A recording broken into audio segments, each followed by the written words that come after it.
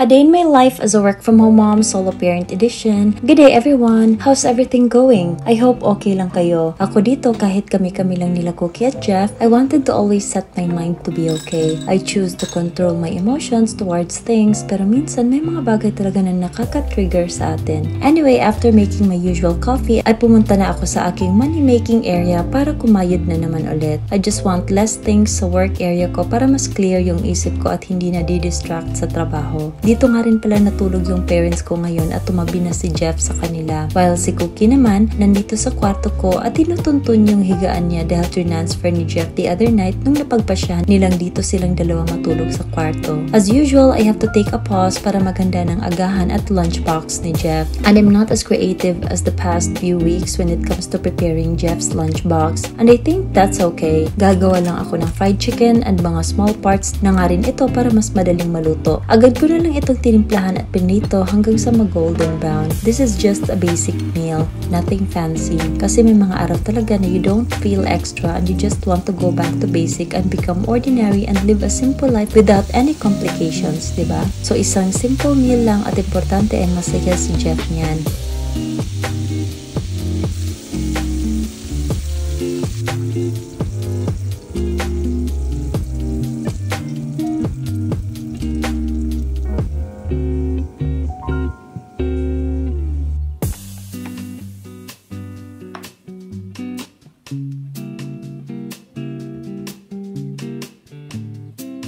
Naglagay na rin ako ng gravy kasi gusto nga rin niya na gravy ang sauce kapag fried chicken, mas nagaganahan siyang kumain. Or minsan yung cheese sauce naman yung gusto niya. After I packed his lunchbox, napagdesisyon na ng parents ko na sila na ang maghahatid ni Jeff sa school kasi maaga pa naman at yung lakad nila mamaya pa. So I just continued working at pagkatapos naghanda na rin ang breakfast namin. Gumawa ako ng gabundok na salad para sa aming tatlo at tinimplahan ko na rin sila ng kape.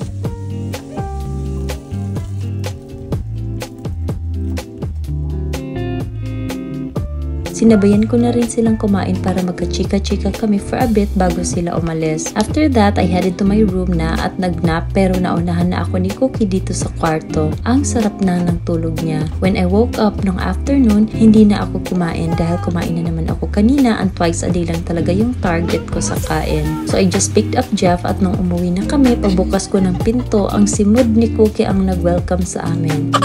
Hindi ko na lang siya sinama kasi parang ang sarap ng pahinga niya kanina at hindi man lang nag-bother na sumunod sa akin. Baka galing disco yan kagabi at napagod.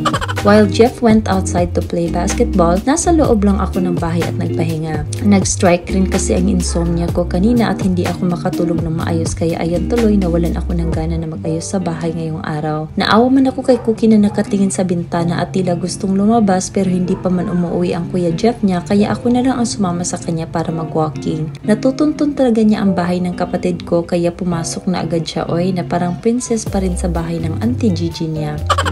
Nakaabang nabigyan ng food. It went dark outside so umalis na ako pagkatapos ng konting chika namin ng kapatid ko at dumiretso na ako sa kusina para magluto ng dinner namin. My sister bought me this beef strips nung pumunta sila sa Korean Mart so the easiest way I wanted to cook my meal today is to make a hot pot. Kaya in-arrange ko lang ito sa cabbage by layer and sliced it.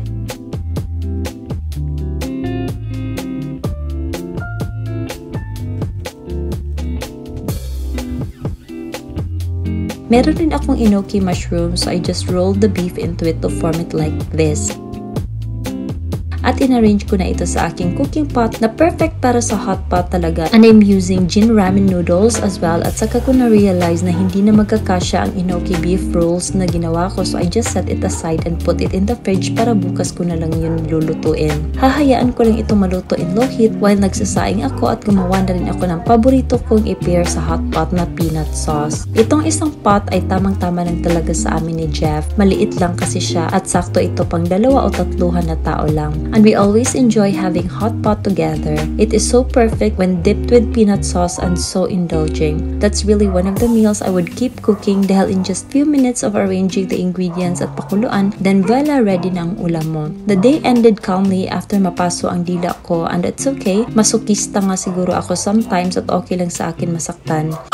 Pero itutulong ko na lang ito dahil may 3 more days pa para kumayod bago mag-day off ulit. And thank you so much for watching. Bye!